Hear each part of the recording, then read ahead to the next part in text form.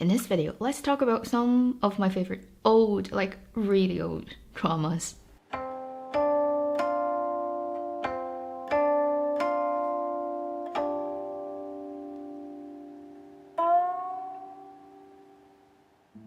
Hi, you're watching Avenue X, where junkie and good storytelling shares their thoughts, knowledge, and occasional weird ideas on stories and how they're told. This would probably be the first of a series of videos that I would want to make to talk about some of the dramas, Chinese dramas that I really loved. In this video, I have picked quite a few number of some of my fave wuxia dramas, not written by Yong, because Yong is a very particular writer and his work has been turned into so many adaptations on screen that like you can make a huge program. Now, bear in mind, these are all relatively quite old. I think the youngest one among them all is like what made in 2005, so that's like 14 years ago. They don't have high definition versions, like they weren't even filmed in HD, I think, back then. English subtitles are like just almost impossible to find. So I will leave the links to the dramas I talk about that I can find online. If you're in certain areas of the world where you can still find, like, you know,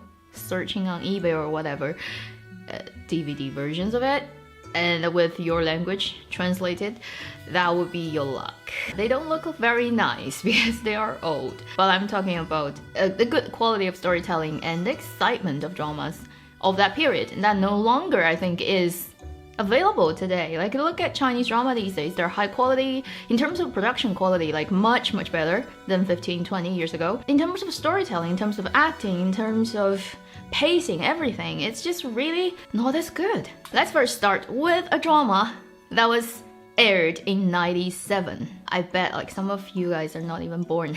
And it's called Tai Chi宗师. The drama is led by Wu Jing, Fan Yiming, and it's also features some really good supporting actors like Yu Hai and then actress Hui Yinghong. If you know her, she's like goddess level actress from Hong Kong. I think that drama back then was really popular. Everybody knows about it. Wu Jing was made famous, I think, from that drama. He is one of those sort of handful of actors in China who are actually professionally trained as martial art. Like, you don't want to get into a fight with him, he can kill you, really. So a handful of them. He's one of those, and he's actually professional. He's recently become extremely popular in China because of the film that exploded right over Chinese New Year, which is Wandering Earth. But back then, he was like so young. He was like almost like a teenager phase. And this drama is set in Qing Dynasty. It is Tai Chi宗师. It's about Tai Chi, but it's a particular branch of Tai Chi that is very combative. It's really a very classic hero's journey story setup about the main lead character who grows from an ordinary young man to a master of Kung Fu, of the Tai Chi. In this drama, you will see a lot of real fight, because back then there's no CGI, like you fight for real. Hardly any wire work, it's just actual real fight, and it's super exciting to watch that. And because it's done by actually people who are professionally train the actors. It's just that visceral kind of combat thing on screen that is very hard to find these days. And not to mention, the story is actually super fun. It's short, it's 25 episodes, but I guarantee you the amount of shit that happens to lead characters and then the plot density, right? Today, if you make that, easily stretch it to 50 episodes. It's shot in like what, 4:3. It's not in high definition. And most people have dubbed voice because they come from Hong Kong and, you know, like, but it's a brilliant drama. The second one I'm gonna talk about was made in 1998, and it's Hua Mulan. Yeah, Hua Mulan, the most famous Chinese female general in legend that probably didn't really exist, but who cares, you know? Disney made money, and it's gonna make more money in the years to come because the live action is already in the making. But this Hua Mulan is a TV drama, and it's led by Yuan Yongyi and Zhao Wenzuo. Zhao Wenzuo is another one of those handful people who can actually fight and kill you, and who's a good actor. Yuan Yongyi, one of the most, I think, natural, talented, just incredible actresses from Hong Kong. She's been there forever, but she always looks so young, like she hardly ever ages. And when she goes on screen, she's just like captures you. She plays this role perfectly. This is a drama that has a lot of fun. It has a lot of joke in it. It's not actually that heavy. It has a little bit of a mythological element. There's gods actually in the story, so it's not just a kung fu or 武侠 or historical legend. It's kind of a mix of everything. But I absolutely adore this drama. It's super funny in the early parts when she goes to the military, and then later in the drama when she becomes a general and she marries another general, so you have like two generals in the family, and that sort of married couple dynamic, and the strong woman and the woman against her mother-in-law, and then the other sort of marital troubles is also super funny and interesting. I actually love the couple, the CP between Hua Mulan and a General Li played by Zhao Yunzhuo. This is just such a cute couple on screen. And it also has some really good songs. And I admit, I still listen to it sometimes. So it's another one of my fave. I mean, all those dramas I'm gonna talk about today are my faves. Then we go to 1999. Supposedly back then people said the world was going to end in 1999 and it didn't happen. We're still here. And this drama is called 白发魔女. English translation would be like what? White-haired demon girl? That would be really weird. This is based on a wuxia novel, and it has many adaptations to today. There are different versions of it throughout time. This is my favorite version because it features two actors that I just love. Male lead actor Zhang Zhilin, female Jiang Qingqing. Zhang Zhilin, if you've paid any attention to Hong Kong's entertainment business, like you cannot not know him. He's been there again forever, and he's the husband of Yuan Yongyi. He's almost 50 and he has a 25-year-old face that never changed since he was 25. I don't know, he might be a vampire. He's the first Hong Kong actor that I ever sort of became, you can call, a fan of. He's not just good at acting, he's good looking, but he has like a boy almost look that never changed. But he's super good at singing. If you ever heard him sing, you were like, wow, that's professional. And he has a beautiful voice, like one of my favorite voices. And he was a model, I think, before. Like, he's just perfect in every way. And he's married to Yuan Yongyi forever. It's like your perfect CP in your dream that actually works in real life. And then female lead actress Jiang Qingqing. I think for a long time she was considered, I think, still today, one of the most beautiful actresses, like just physical appearance wise, ever in China. And I agree. And she's from Chongqing. She's from my hometown.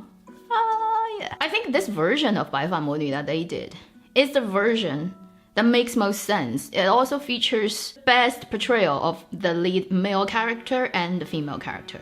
Jiang Qingqing comes across really strong, as it would be described in the book, because she was raised by wolves. So she has that sass throughout, and she's very good at fighting, and she doesn't give a shit to what the world thinks about her. Drama is old, it's really not well made. The sound recording was terrible, and the styling, let's say for the male lead, for like 80% of the screen time was horrible. Even Zhang Zhilin is really good looking, right? Yeah, his styling is just really bad in this drama. Until very late that he changed the style that looked much better. It's shabby in every way, judging by today's standard. But back then, I loved it so much, to the point I would sneak up, because there's a TV station that broadcasts this drama in the middle of the night, like 11, starting at 11 p.m. And my parents would have gone to sleep already. I would sneak up and I would plug in the television and plug in the cable, and the cable is in the same wall. Like on the other side of the wall is their headboard of their bed. I had to plug it in super carefully so that they don't hear it. And the moment the TV got switched on, I have to press the remote to reduce the volume to 0 so that they don't hear it. Because it's old TV, right? It doesn't just flicker on like immediately. There's like a couple of seconds of lag between it fires on. And I would just... And I was sitting in front of the TV, turn the volume to 1 or 2 so that only I can hear it, and watch 2 episodes per night until the whole thing aired. So I secretly watched this drama on the television without my parents knowing. They still don't know today. Tell you just how much I love this drama. And now I look back, it's so badly made. Like, the technical aspects is just like horrendous. But I still love it. I still love the story, I love the acting, and I will never forget the time that I had watching this drama. The fourth one is also made in 1999, and this is probably one of the most best known, like I think among the ones that I've talked about, which is 小李飞刀. It features 姜文俊, 俞飞鸿, 萧蔷, 贾静雯, 范冰冰, 吴京. Look at the list of names, right? Like Fan Bingbing, you didn't expect she would become this big later. Wu Jing again comes up for the second time. This is based on Gulong's novel, but a lot of changes were sort of made in this drama as opposed to the original book. 小李飞刀, Little Li's Flying Dagger. So it's about the lead character Li Xunhuan, and I think he is one of the most beloved and well-known character from Gulong's novels. Judging from the title, you know, it's about him. It's about his story. It's about his story with a couple of women, with his sort of brothers, right? The fighting brothers, about jianghu, about all the shit that can happen in the wuxia world. This is a 42 episodes long drama. So much happens in 42. Like, this is a solid 42 episodes drama compared to nowadays 42 episodes drama. If it's made today, you can make it 70 episodes without problems. Very exciting plot. You have continually interesting characters showing up, and the fights are interesting, the dynamics are interesting, it's well acted. Yeah, it's old, but I love everybody in this drama. All the supporting roles, all the main roles. I love all the CPs. The CPs that worked, that didn't work. The CP that ended up in tragedy, but it moved your heart, and the CPs that ended up in sort of happiness, but not necessarily. It's just good. And it has, again, very interesting music that is extremely memorable. Talking about that, some of the oldest, like those old dramas in 90s, they tend to have very memorable music that after 20 years, like I can sing it from the first note to the last without problems. Like, so easy to remember and so well written. That's like a rare thing these days. I don't know what happened to the creative world in China. 小李飞刀, definitely, if you can find a good version, highly recommend you watch it. I remember back then when I first looked at Jiao Yunjun as 小李飞刀, I was like, oh wow, that hair is like instant noodle. He has like the curliest instant noodle hair for any ancient time setting characters.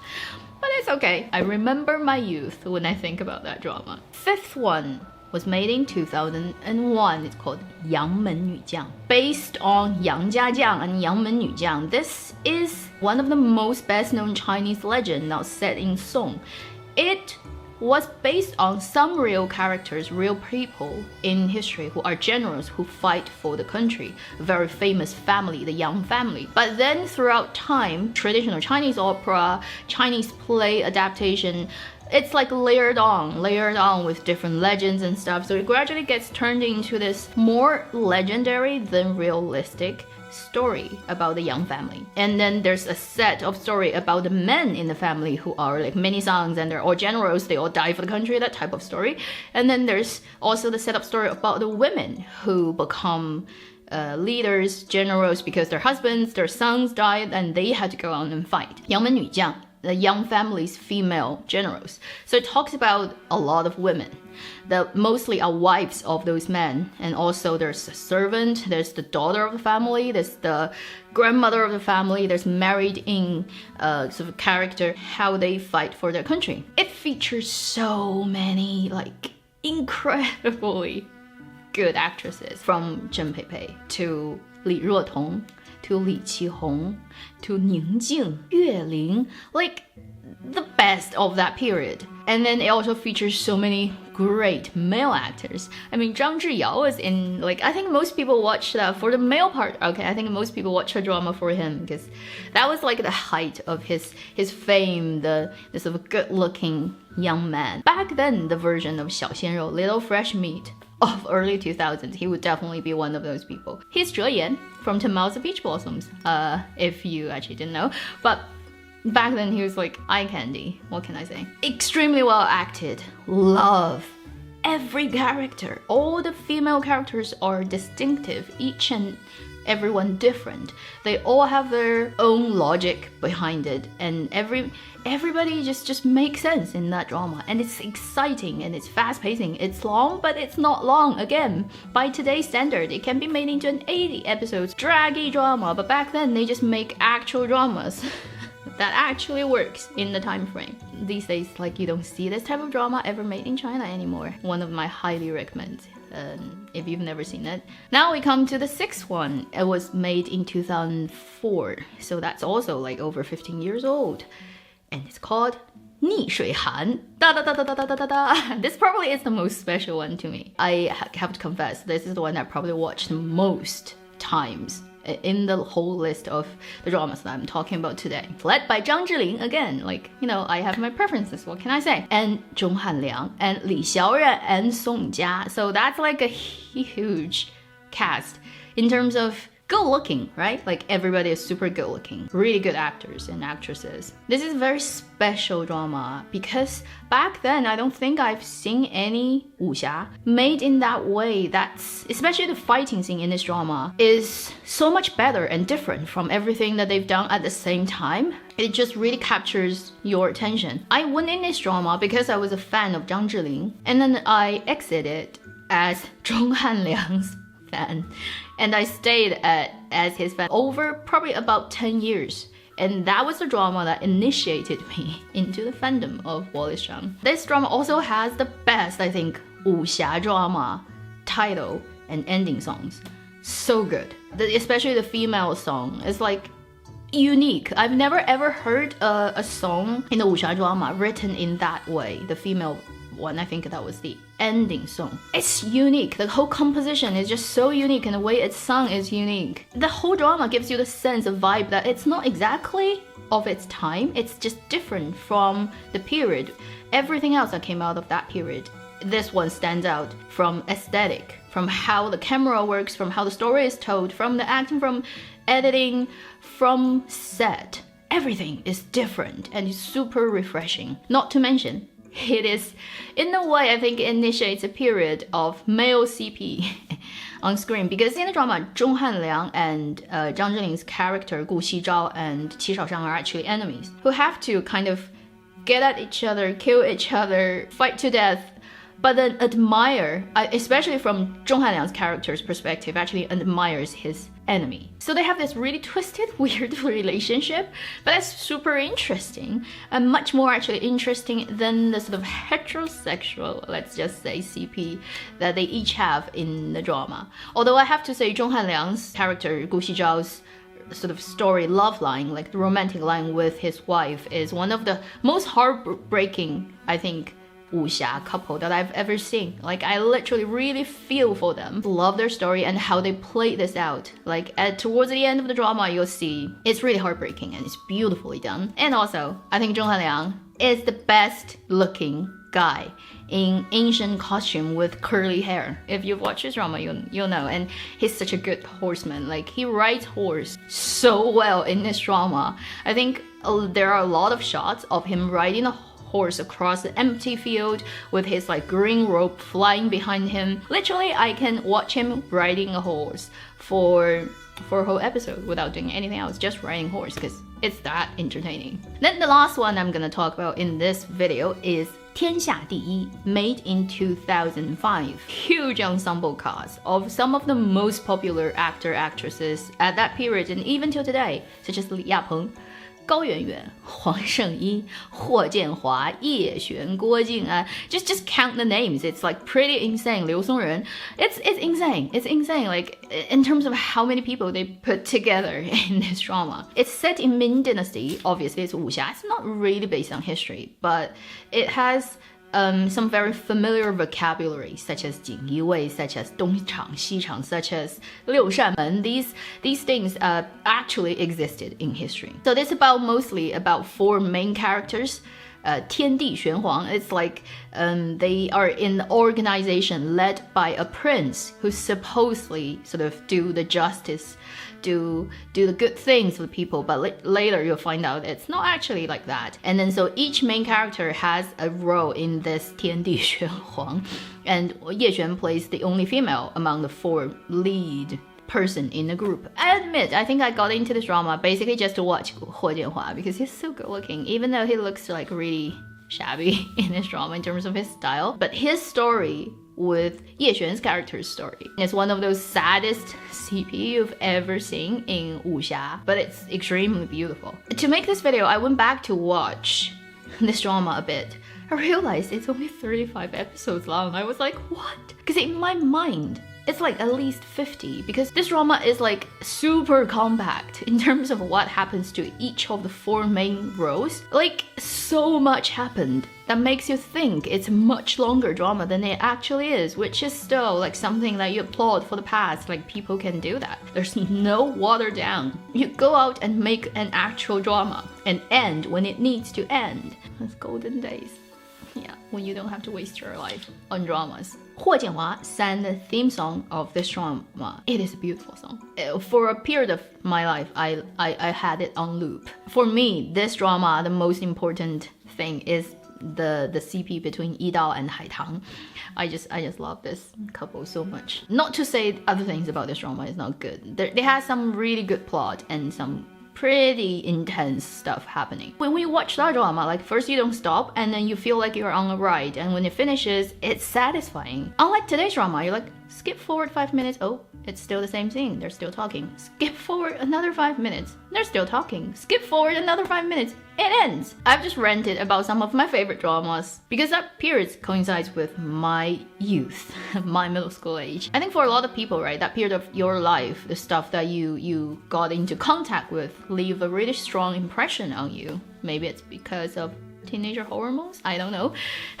So when I think back, all these dramas give me very strong flashbacks and impression. And I have to say, over the last 15 years, Chinese drama have developed technical-wise so much. So now you look back and it's like, oh wow, it's unwatchable. Oh, that is cringy. Oh my god, that editing. Oh my god, that sound. Oh, bad. But at the same time, they're weirdly addictive, and their storytelling is so much more visceral. These days, the drama gives you a sense that the punches they throw, the emotional punches, are just so weak. It's like hitting on a huge cotton cushion that just doesn't give you the satisfaction, where back then, it's like hitting on hard wood. It's like hitting on a proper wall. I wish people can use today's technique and production quality to make 15 years ago story in that way.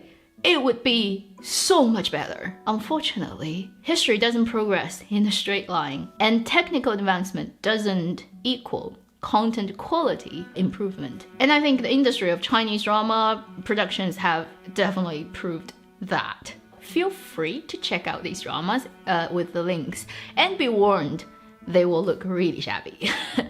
Thank you for watching Avenue X. I'll see you in my next video. Meanwhile, live long and happy drama watching.